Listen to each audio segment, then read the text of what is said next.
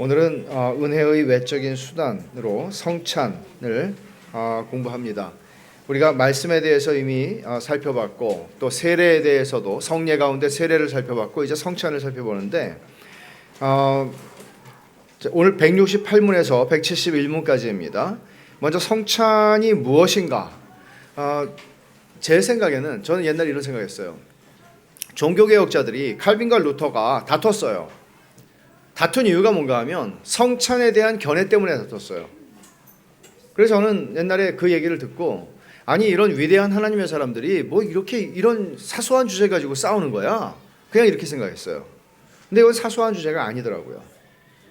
그래서 신학교 가서 배우고 인도네시아에서 이제 교회사를 가르쳤는데 신학교에서 인도네시아에서 이제 이 부분을 가르칠 때도 얼마나 열을 내면서 가르쳤는지 모르겠습니다. 생각이 나요. 그러니까 여러분 같으면 성찬이라는 문제가 의견 다툴 만한 문제라고 이해를 하십니까? 그냥 이 정도 넘어가지 뭐 말씀도 아닌데 그렇게 생각하지 않습니까? 이 문제를 한번 살펴보죠. 성찬은 무엇입니까? 168문 답을 한번 같이 읽어보겠습니다. 성찬은 그리스도께서 명하신 대로 떡과 포도주를 주고받음으로 그의 죽으심을 보여주는 신약의 성례로 성찬을 합당하게 받는 사람들은 그리스도의 몸과 피를 먹고 마심으로 영적 양식을 공급받고 은혜 안에서 자라게 되며 그리스도와의 교제가 확고해집니다. 성찬은 하나님께 대한 감사와 약속을 신비롭게 한 몸에 지체된 그들이 서로 사랑하고 교제함을 입증하고 새롭게 하는 것입니다. 이 문장이 이렇게 좀 끊어지는 게 애매해서 정확한 의미를 알기가 조금 어려운데 조금 이따 제가 설명을 드리겠습니다. 성찬은 내 피로 세우는 새 언약이다라고 주님이 말씀하시죠. 내 피로 세우는 새 언약이다. 그러니까 이 기본적으로 구약 시대에 제가 전에도 말씀드렸지만 우리는 언약을 맺는다 그렇게 표현하죠. 우리말은 언약을 맺는다. 근데 히브리어에서는 언약을 맺는다라는 동사를 쓰지 않고 언약을 자른다라는 동사를 씁니다. 왜 그런가 하면 언약을 할 때 우리는 뭐 인장을 찍는다든지 지장을 찍는다든지 또는 뭐 도장을 찍거나 또는 사인하거나 그러지만 그 당시 사람들은 고대 근동 사람들은 짐승을 이제 한 마리를 죽이고 가능한 한 정확하게 반분합니다. 양분합니다. 잔인하죠. 그리고는 벌려놓습니다. 시체를. 그리고 계약을 한 사람 두 갑과 을이 그 시체 사이를 지나갑니다. 이런 메시지죠. 이 언약을 어기면 이 짐승처럼 된다. 살벌한 것이죠. 그러니까 하나님께서 내가 언약을 맺는다. 고대 근동의 이런 문화적인 요소들을 가지고 우리가 성경을 읽게 되는데요. 구약 성경도 그런 고대 근동의 이런 문화들 속에서 그 언어로 설명된 거니까. 하나님이 언약을 맺는다고 말씀하시잖아요. 언약을 맺는다는 것은 굉장히 중요한 개념이에요. 굉장히 중요한. 그러니까 우리가 생각할 때 뭐 약속했다가 또 뭐 안 지키고 뭐 정치인들이 뭐 약속했다가 안 지키고 이런 식으로 생각할 게 아니고 언약을 한다는 얘기는 주도적으로 그것도 내가 당신과 언약을 맺겠습니다 할 때는 내가 내 목을 걸고 갑니다. 이런 얘기예요. 굉장히 중요한 얘기죠. 그러니까 하나님께서는 언약으로 우리의 구원을 설명하시는 방식이 하나님이 모든 걸 거시는 이야기라는 거죠. 언약을 제대로 여러분이 이해를 하시면 이 언약은 성경 전체를 꿰뚫고 있는 중요한 주제입니다. 관통하는. 그래서 언약을 여러분이 제대로 이해를 하시면 성경을 보는 눈이 훨씬 더 좋아져요. 그래서 제가 옛날에 한 14번인가 16번 언약에 대한 설교를 한 게 있어요. 언약과 구속이라고 하는 주제로. 그 홈페이지에 찾아보시면 혹시 관심이 있으신 분들은 그 시리즈를 좀 들으시기를 권해요. 그래서 처음부터 하나님이 어떻게 언약으로 예수님이 새 언약으로 이거는 내 피로 세우는 새 언약이다 할 때 이게 무슨 뜻인지를 몰라요. 언약의 백그라운드를 모르면, 배경을 모르면. 그래서 그거를 들어보시면 유익할 거라고 생각을 합니다. 구약 시대에는 옛 언약에 속한 성례가 있었어요. 그게 뭔가 하면 할례이고 또 유월절 식사예요. 그러니까 지금 우리는 할례를 베풀지 않고 지금 우리는 유월절 식사하지 않습니다. 그러나 구약 시대의 할례가 새 언약의 시대에는 뭐로 변하죠? 세례로 변합니다. 세례로. 그러니까 할례는 하나님의 언약의 표잖아요. 근데 예수님이 그리스도의 할례라고 표현을 한 거, 사도 바울이 그리스도의 할례는 세례를 얘기하는 건데, 구약과 신약은 단절되는 게 아니라 구약에서 하나님이 말씀하셨던 모든 것들이 신약 시대에 이게 이런 거구나 하고 그림자로 보였던 것이 실체로 보이게 되는 거예요. 그래서 여기서 이런 말을 우리가 해요. 계시의 점진성이라는 거는 점점 더 확연해지고 분명해지고 더 잘 보인다는 거죠. 그래서 아담 때 하나님이 여자의 후손과 내 후손과 뱀의 후손과 여자의 후손이 원수가 된다 이런 말씀을 하셨을 때 그 원시복음이라고 그래요. 그럼 뱀의 후손이 누구지? 여자의 후손은 누구지? 여자의 후손이 뱀의 머리를 깬다는 건 뭐지? 선명하게 보이진 않아요. 그렇지만 뭔가 죄를 짓게 만들었던 원수인 뱀의 머리를 짓밟아버리는 여자의 후손이 올 거라는 거죠. 근데 나중에는 우리가 알죠. 그분이 예수님이라는 거를. 그래서 이렇게 점과 같이 작게 시작하지만 점점 이게 시간이에요. 시간과 함께 점점 이 계시가 더 분명해지는 거예요. 점점. 그게 정점이 어딘가 하면 예수님의 십자가 사건이에요. 십자가 사건을 통해서 모든 게 확연하게 드러나는 거죠. 왜? 구약 성경은 예수 그리스도의 십자가를, 예수님을 증언하는 것이었거든요. 그러니까 예수님이 십자가를 지고 부활하시자 모든 것이 확연해졌고, 그렇지만 아직 깨닫지 못해요. 왜? 성령이 주어지지 않았으니까. 오순절날 성령이 부어졌을 때 사도들이 깨닫는 거죠. 그리고 베드로가 설교한 걸 보면 그냥 갑자기 똑똑해진 것 같잖아요. 그런데 실제로 성령께서 그동안의 모든 것들을 그리스도라는 렌즈를 통해서, 그러니까 여기서 이렇게 보면 잘 안 보이는데 그리스도라는 렌즈를 통해서 보면 구약시대의 모든 것들이 다 보이게 되는 거예요. 그래서 할례는 이게 지금의 세례로 연결이 되고, 성찬은 구약의 유월절 식사하던 것, 어린 양의 피를 좌우 문설주와 임방에 바르면 그 집을 넘어간다고 그랬잖아요. 죽음의 사자가. 그러면 그 사람들이 얼마나 도덕적인 삶을 살았고 괜찮은 사람들인가가 아니라 어린 양의 피를 바른 사람들, 그 집을 넘어간다고 그랬잖아요. 마찬가지죠. 우리가 얼마나 괜찮은 도덕적으로 교양 있는 사람인가를 하나님 물으시는 게 아니라 그리스도의 피를 믿는 사람들을 구원하신다고 얘기하는 것도 동일한 거예요. 그래서 예수님이 내 피로 세우는 새 언약이다. 그 피는 유월절 어린 양의 피가 흘려져서 이스라엘 백성이 구원을 받은 것과 같은 그런 의미가 있는, 그리고 더 깊게는 언약을 맺을 때마다 흘려졌던 그 피를 예수님이 짐승의 피가 아니고 내 피로 언약을 맺는다, 그런 얘기를 하시는 거예요. 그래서 창세기 15장에 여러분 이게 이제 창세기 15장의 기억을 하셔야 되는데, 기억을 이제 못 하시면 내가 정말 성경에 대해서 무식하구나, 성경을 열심히 읽어야 되겠구나, 이렇게 생각하시면 돼요. 창세기 15장에 무슨 얘기가 나오나 하면, 아브라함이 이제 하나님에게 제사를 드리려고 이렇게 다 짐승들을 버려놓고 잠이 듭니다. 잠이 드는데 비몽사몽 가운데 하나님의 그 임재를 상징하는 횃불이 그 쪼갠 고기 사이로 지나갑니다. 그리고 하나님께서 430년 후에 내가 너를 애굽에서 구원하여 주고, 이런 구원의 메시지들을 주시죠. 근데 보통 언약이라고 하는 거는 갑과 을이 둘 다 지나가야 되거든요. 그래야 언약이 되는 거예요. 둘 다 도장 찍어야 되잖아요. 한 사람만 도장 찍으면 안 되잖아요. 근데 하나님이 아브라함이 잠든 중에 지나가시면서 약속을 하세요.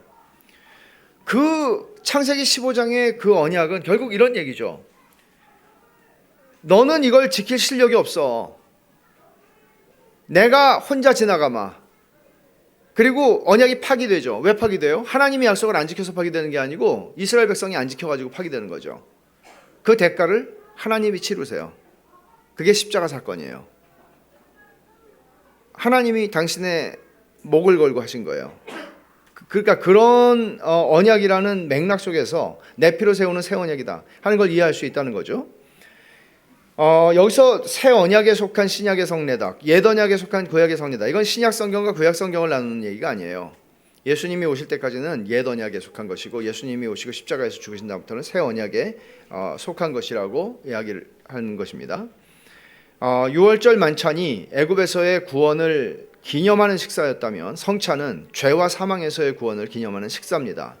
그러니까 예수님이 성찬을 제정하셨을 때 그들은 우리가 지금 먹는 거는 요만한 잔에 먹고 조그만 떡을 받지만 그 당시는 식사였단 말이에요. 근데 이제 이게 문란해지면서 한 2세기나 3세기 문헌들을 보면 점점 이거 문란해진다는 얘기 이런 거예요. 먹고 마시는데 집중을 하다 보니 그 의미가 상실되는 거예요. 그러니까 어떤 사람들은 이제 이런 문제가 있었잖아요. 고린도 교회에 주인들이 있고 직업은 아니겠지만 종들이 있어요. 노예들, 그리스도인 형제들 가운데. 근데 노예들은 그때 로마 제국에서 주일이라는 게 없었어요. 일요일이 없었어요. 노는 날이. 그러니까 주인들은 맨날 노는 날이지만 일 수도 있겠지만 노예들은 일을 해야 되잖아요. 그러면 일을 다 마치고 간신히 이제 오는 거죠. 근데 왔는데 예배 시간에 항상 성찬을 했으니까 다 먹어버린 거예요. 부자들이 다 먹어버린 거예요. 참여할 수가 없는 거예요. 그래서 바울이 고린도 교회에게 굉장히 책망을 많이 하죠. 차라리 이게 너네가 이게 형제를 사랑하는 게 이게 성찬을 대하는 건데 너네들은 형제를 생각하지도 않냐? 이런 얘기를 하는 거거든요. 그래서 역사 속에서 이 성찬이 하나의 그 의식으로서 줄어들게 된 연유가 있어요. 그러니까 우리는 그걸 하는 거죠. 자, 성찬의 목적을 한번 보십시오.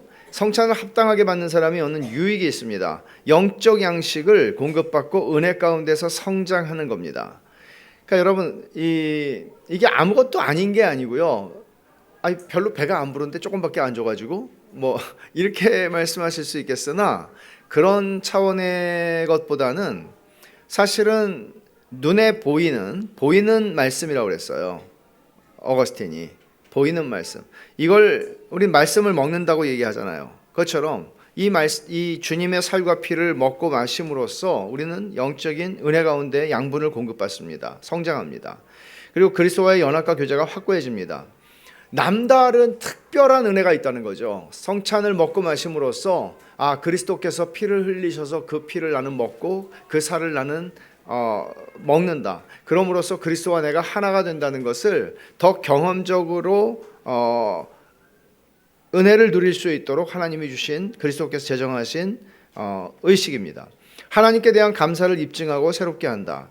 이 아까 그 문장이 길어가지고 좀 약간 모호한 부분이 있었는데 입증하고 새롭게 하는 게 성찬이에요. 하나님께 대한 감사를. 그러니까 이 성찬을 받을 때 여러분 뭘 하셔야 되냐면 정말 주님이 나를 위해서 죽으시고 나를 위해서 피 흘리시고 나를 위해서 찢기신 것을 내가 감사한다. 하나님께서 그리스도께서 그렇게 죽으신 것을 이 성찬을 통해 우리에게 확증하고 보여주시는구나 하는 것을 감사할 수 있습니다. 두 번째는 하나님께 대한 약속을 입증하고 새롭게 하는 것인데요. 이 약속이라고 하는 말은 번역이 이제 약속이라고 됐지만 제가 괄호하고 헌신했잖아요. 이 영어로는 engagement라고 하는 17세기에 이제 그 말을 썼는데 이건 뭐 약속, 맹세, 뭐 그런 뜻을 가질 수 있겠죠. 그러니까 내가 하나님을 위해서 살겠다고 세례받을 때도 그렇게 했던 것을 다시 한번 입증하고 새롭게 하고 내가 주님 위해 살겠습니다 라고 고백하는 것입니다. 그리고 신비롭게 한 몸에 지체된 성도들이 서로 사랑하고 교제함을 입증하고 새롭게 하는 거예요. 한밥상에서 먹으니까요. 그러니까 이거는 대단히 중요한 전에도 말씀드렸다시피 성찬을 이유 없이 빠지는 행위는 징계를 받을 만한 사유였습니다. 성찬은 대단히 중요한 것이죠. 근데 이제 성찬을 언제 했느냐? 모든 예배 때 했습니다. 그러니까 예배라는 것은 그렇게 중요하게 여겨졌어요. 169문을 보시면 그리스도께서는 성찬을 시행할 때 떡과 포도주를 어떻게 주고받도록 명하셨습니까? 같이 한번 읽겠습니다. 그리스도께서는 성찬을 시행할 때 말씀의 사역자들이 성찬 제정에 대한 말씀과 감사와 기도로서 떡과 포도주를 일반적인 용도에서 구별하고 떡을 취하여 뗀 후 떡과 포도주를 성찬을 받는 사람들에게 나누어 주라고 명하셨습니다. 성찬을 받는 사람들은 동일한 명령에 따라 그리스도께서 자신들을 위해 몸이 찢기시고 피 흘리신 것을 감사히 기념하면서 떡을 받아 먹고 포도주를 마셔야 합니다. 어떤 방식으로 할 것인가 하는 문제인데요. 여기서 예수님이 제정하신 거니까 똑같이 예를 들면 6월절에 이스라엘 사람들이 식사를 하는 것처럼 뭐 큰 빵을 가지고 빵을 쪼개고 뭐 이렇게 똑같이 해야 되느냐? 어떤 교회들은 여러분 경험들을 해보셨는지 모르겠지만 어떤 교회에서는 목사님이 큰 빵을 이렇게 예수님께서 빵을 이 떡을 쪼개셨다 그러면서 쪼개고요. 그리고 예수님께서 잔을 부으셨다고 그러고 또 큰 잔에다가 이렇게 붓는 것을 하거든요.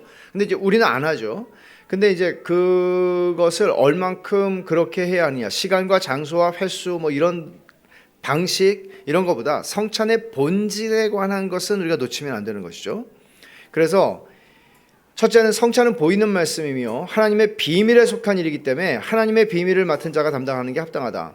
전에 제가 그 사크라멘트라고 하는 그 성찬에 대한 말이 원래는 비밀이라는 뜻이라고 그랬잖아요. 그래서 의미가 있는데 그걸 사람들이 뭘 먹네? 근데 의미를 알면 그거는 우리가 뭘 먹는 게 아니고 되게 중요한 거잖아요. 그것처럼 하나님의 비밀, 말씀이죠. 말씀을 맡은 사람들이 담당하는 게 합당하다 하는 것입니다. 목사들이 한다는 것이죠.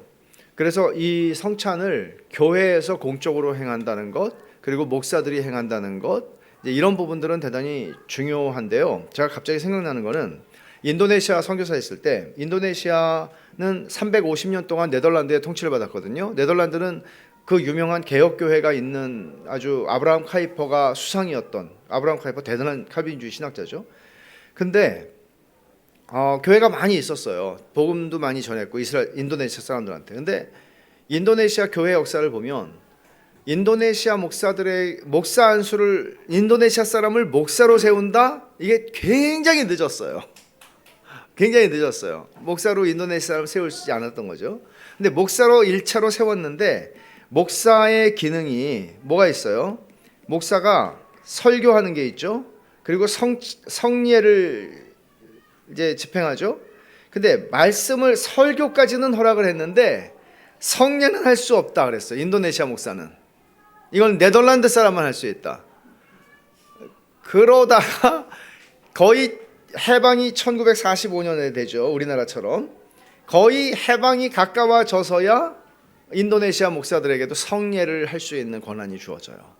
이게 이제 서구 그 사람들이 가지고 있었던 그런 편견들이 여기도 작동을 했던 것이죠. 그러니까 그렇게 성찬을 중요하게 여긴 겁니다. 이것을 이제 우리가 생각할 수 있어요. 말씀 사역자는 성찬 제정에 대한 말씀과 감사와 기도로서, 그러니까 성찬할 때 제가 성찬에 대한 의미를 설명드리잖아요. 하나님 말씀을. 그 다음에 기도하죠. 감사하죠. 그리고 떡과 포도주를 일반적인 용도에서 그렇게 함으로써 구별하는 것입니다. 그러니까 제가 기도를 할 때 이 떡이 변하는 게 아니에요. 기도를 함으로써 여기에 주님이 의도하신 그 의미를 선명하게 부여하는 것입니다. 그래서 구별한다는 말이죠. 그게 떡과 포도주를 함부로 다룰 수 있는 것은 아니지만 신성화되어서도 안 되겠죠. 떡과 포도주를 받는 사람들은 그리스도를 자신의 구세주로 받아들이고, 여기 있잖아요. 구세주로 받아들이고 자신의 영적 생명이 철저하게 그리스도께 의존함을 고백하는 것입니다. 그래서 주님이 나의 주님이십니다. 나를 위해서 십자가에 죽으셨습니다. 주님이 나의 구주가 되시고 주님이 나의 주인이십니다 하는 것을 다시 고백하고 내가 주님의 생명을 받아 살아갑니다 하는 걸 고백하는 거예요. 이게 성찬을 받는 사람의 자세입니다. 근데 이제 조금 아까 말씀드린 것처럼 함부로 다룰 수 있는 것도 아니지만 신성화되어서도 안 됩니다. 그러면 이런 문제가 있어요. 옛날에 이제 제가 성찬식을 할 때 한번 제가 이렇게 그 떡을 주는데 이 한 자매님이 떡을 받다가 너무 이제 두려움 속에서 떡을 받은 거잖아요. 이 주님의 살이라고 그러니까 받다가 당황해서 떨어뜨린 거예요. 그럼 떨어뜨렸는데 이게 주님의 살이잖아요. 그럼 어떻게 해야 돼요? 이분이 너무 당황을 한 거예요. 그래서 이제 주워가지고 제가 주순 걸 또 먹으라고 할 수는 없잖아요. 땅에 떨어진 거.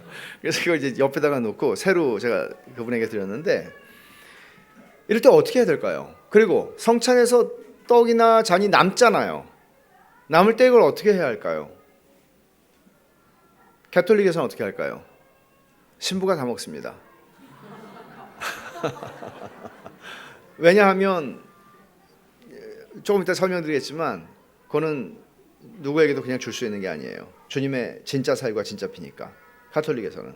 그래서 개신교에서는 일반적으로 땅에 묻거나 태우는 전통이 과거에 있었고요. 지금 그렇게 하지 않습니다. 거의 따로 보관을 하는데, 보관해도 이거 보관해서 뭐 다음번에 쓰겠습니까? 쉽지 않죠. 교역자나 당회원들이 모여서 먹습니다. 근데 이것도 오해를 많이 사는 게, 포도주를 진짜 포도주를 쓰는 경우들도 있고 하다 보니 포도주가 많이 남았어요. 결국 당회원들이 저녁 때 이걸 의무적으로 감사함으로 받긴 했는데 그 육체가 약하여 취한 거예요. 이걸 취하지 않아도 오해를 살 수가 있잖아요. 아, 당회원들이 모여서 막 포도주 파티를 했다더라. 그래서 이것도 이렇게 유익하진 않은 것 같아요. 어떤 사람들은 참여하지 못한 교인들, 병 때문에 이제 참여 못하신 분들 있잖아요. 그런 분들에게, 또는 언약의 자녀들에게, 언약의 자녀는 유아 세례 받았지만 아직 성찬에 참여하지 않는, 근데 이건 합당하지 않은 것입니다. 그래서 이런 부분들에서 우리는 과거에 이제 이것을 너무나 좀 지나치게 신성화하는 것 때문에 문제가 많이 되기도 했는데, 이 부분은 우리 교회 정책을 하나 만들어야 될 것 같아요. 근데 제일 좋은 건 알맞게 준비한다. 170문입니다. 성찬을 합당하게 받는 사람들은 어떻게 성찬에서 그리스도의 몸과 피를 먹고 마십니까? 같이 보죠. 그리스도의 몸과 피는 성찬의 떡과 포도주 안에 그와 함께 또 그 아래 육체적으로나 물질적으로 임재하지 않으며, 떡과 포도주의 요소들이 성찬을 받는 사람들의 외적 감각에 의해 참되게 실제로 느껴지는 것처럼 그리스도의 몸과 피는 성찬을 믿음으로 받는 사람들에게 영적으로 임재합니다. 따라서 성찬을 합당하게 받는 사람들은 육체적으로나 물질적으로가 아니라 영적인 방식으로 그리스도의 몸과 피를 먹고 마시는 것이며, 그들이 십자가에 못 박히신 그리스도와 그분의 죽음에서 오는 모든 혜택을 믿음으로 받고 자신들에게 적용하는 한 참되고도 실제적으로 먹고 마시는 것입니다. 이게 이제 오늘 이야기에서 제일 중요한 부분이 아닐까 싶습니다. 성찬에 임재하신다 하는 거, 성찬에 대한 해석이 한 4가지 정도가 있어요. 이론이. 이것 때문에 루터와 칼빈이 싸웠어요. 처음에는 화채설입니다. 화채설은 이 될 화자 쓴 거예요. 화채. 그러니까 몸이 된다는 거예요.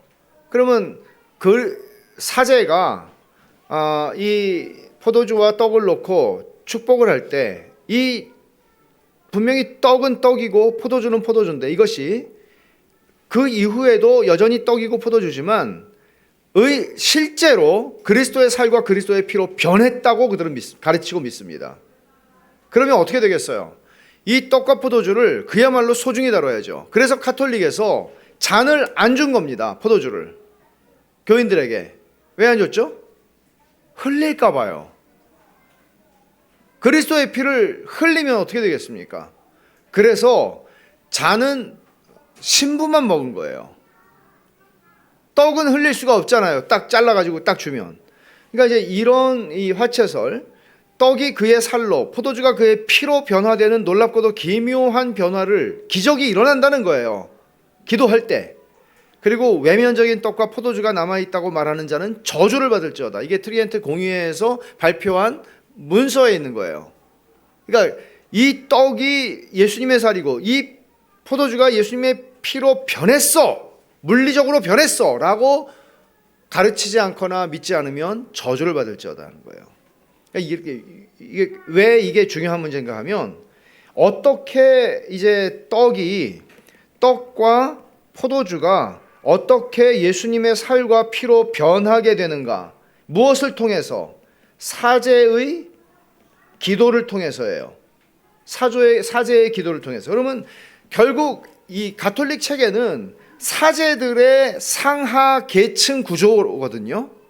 그러면 사제들이 존재하는 것은, 만약에 사제가 축복을 안 하면 사람들은 영적인 영성체, 그들이 말하는 영성체 받을 수 없어요. 그러면 어떻게 은혜를 받아요? 그 체계 속에서. 그래서 사제의 기능을 절대화하는 것이거든요, 이게.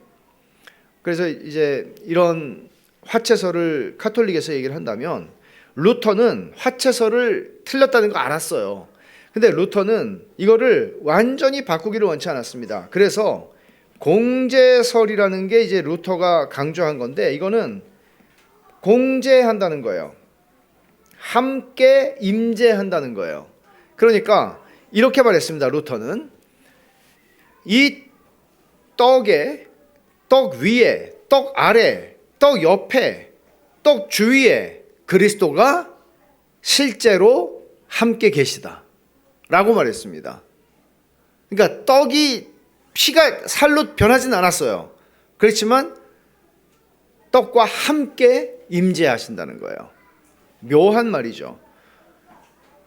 츠빙글리와 칼빈은 이것을 반대했습니다. 보통 우리 개혁주의 신학이라고 얘기할 때 츠빙글리와 칼빈의 계열이 개혁주의라고 얘기하는데, 츠빙글리와 칼빈 사이에서도 성찬에 관해서는 의견이 나뉘었습니다. 츠빙글리는 그냥 상징하는 것이고 기념하는 것이라고, 이게 변하는 게 아니고 상징, 그리스도의 피와 살을 상징하고 기념하는 거라고 얘기했습니다. 근데 칼빈은 거기서 좀 더 나갔습니다. 성찬이 그렇게 기념하는 정도가 아니라 이거는 실제로 그리스도가 임재하는 거라고, 그런데 영적으로 임재하는 거라고. 그래서 칼빈의 말을 들어보면 영적 임재설인데요, 이렇게 5번을 보시면 그리스도의 몸은 하늘에 거하시지만 믿음으로 성찬을 받는 이들에게 영적으로 임재하신다 그랬어요. 그리스도의 몸은 지금 하늘에 계시죠. 여러분, 예수님이 사람들이 보는 데서 올리워 가셨어요. 승천하셨어요. 그러면 예수님이 사람들이 보는 데서 재림하실 거라고 그러셨죠. 예수님이 지금 그러면 몸을 입고 계십니까? 말씀이 육신이 되어 입으셨던, 그리고 부활하셔서 입으셨던 그 몸을 입고 계십니까 지금? 그렇습니다. 예수님은 지금도 인성을 가지고 계십니다. 그것이 예수님의 우리의 구주 되심의 영광스러움으로 예수님은 그걸 여기십니다. 그러면 예수님께서 재림하실 때에도 그 몸으로 오실 것입니다. 근데 그리스도의 몸이 위에 계시니까, 하늘에 계시니까, 그러면 어떻게 임재한다는 말이냐? 영적으로 임재합니다. 성찬을 통해서. 영적인 임재는 가짜입니까? 육적으로 임재해야 진짜입니까? 아니죠. 진짜죠. 그래서 육체적으로나 물질적으로 먹고 마시는 것이 아니라 영적인 방식으로 우리는 먹고 마시는 것이다 하는 걸 강조하고, 영적인 임재는 실제적 임재다. 사람들의 외적 감각에 의해 참되게 실제로 느껴지는 것처럼 우리는 그리스도를 느낀다. 다음 6번, 오직 믿음으로만 십자가에 못 박히신 그리스도와 그분의 죽음에서 오는 모든 혜택을 받을 수 있다. 오직 믿음으로만이에요. 믿음이 없는 사람이 얻을 수 있는 혜택은 성찬과 관련해서 아무것도 없습니다. 성례와 관련해서도, 말씀과 기도에 관련해서도.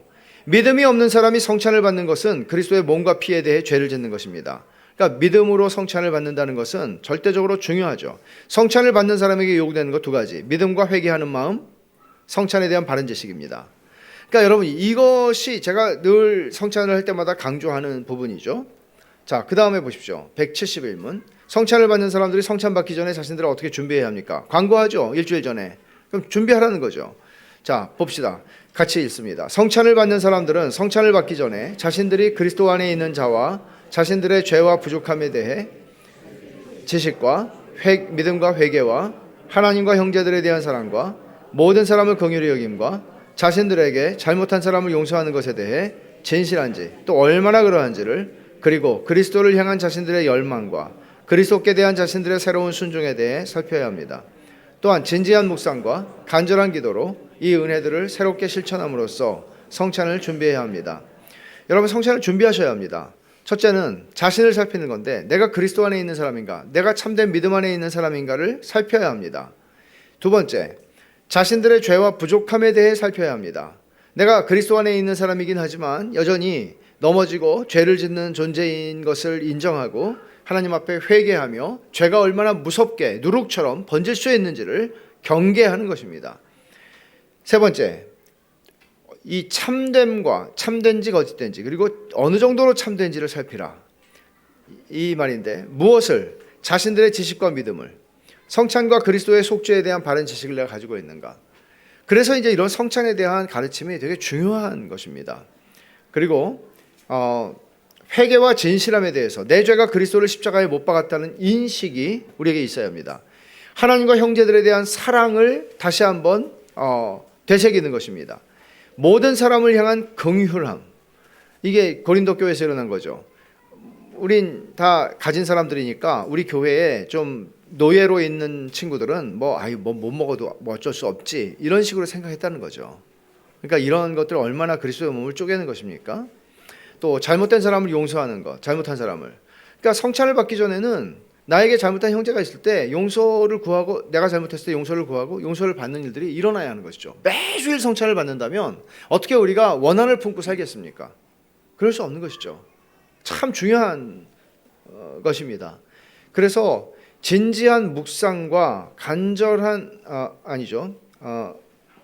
5번 뒤에 로마 문자 4, 그리스도를 향한 자신들의 갈망을 살피는 것입니다. 영적인 갈망이 있는가? 내가 그리스도로 배고파하는가? 우리의 마음이 가난해져야 하는 것이죠. 그리스도께 대한 자신들의 순종을 살피는 겁니다. 내가 악한 습관과 행실을 계속하면서 성찬을 받을 수 있는가? 그럴 수 없죠.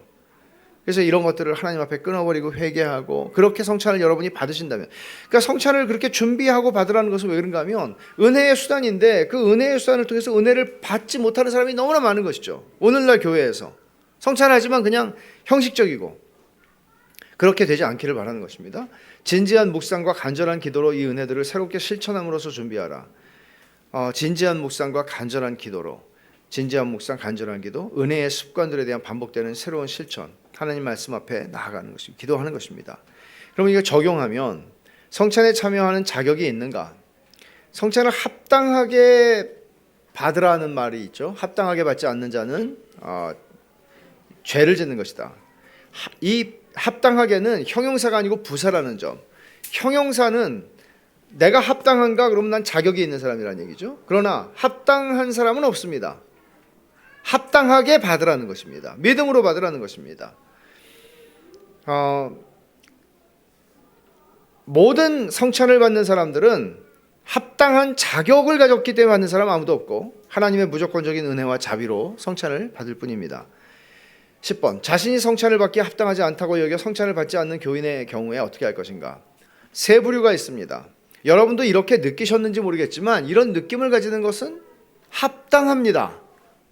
합당하죠. 자격이 없으니까. 그러나 건강한 건 아닙니다. 첫째, 그는 행위로 말미암는 구원이라는 율법주의적 견해를 가졌거나 하나님의 심판에 대한 과도한 두려움을 가진 사람일 수 있습니다. 그러니까 이 사람은 율법주의로 갈 가능성이 있다는 거죠. 왜 그렇습니까? 나는 전에 이제 제가 어떤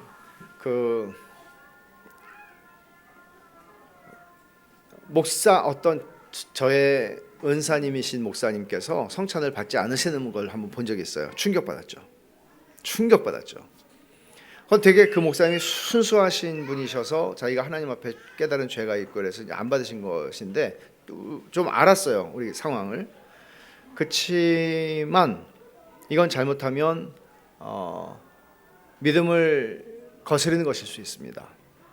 제가 이제 그걸 좀 설명을 드릴게요. 첫 번째 케이스는 율법주의적 견해를 가진 거예요. 성찬 받을 자격 있는 사람 하나도 없습니다. 그러니까 나는 오늘 자격이 없어 못 받겠습니다라고 말하지 마세요. 자격이 있어서 받으려면은 한 번도 받을 수 없어요. 우리는 아무도 받으면 안 돼요.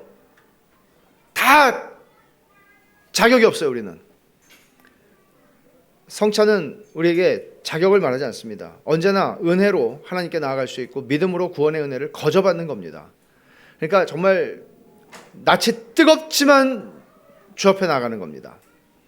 두 번째, 내가 부족하다고 여겨 성찬 받지 않는 교인의 경우, 죄 가운데 행하며 죄를 끊어낼 의사가 없는 명목상의 신자도 그럴 수 있습니다. 명목상의 신자요. 무늬만 신자인 사람이요. 이 사람 받지 않아야 합니다. 당연히 받지 않아야 합니다. 자기가 필요한 것은 거듭남과 회개와 믿음입니다. 내가 지금 이런 습관적인 죄 가운데 거하고 있음에도 불구하고 성찬을 버젓이 받는다? 그럴 수 없습니다. 그래서는 안 됩니다. 세 번째, 참된 신자지만 연약한 양심의 가책 때문에 괴로워하는 사람일 수 있습니다. 이런 경우가 제일 많습니다.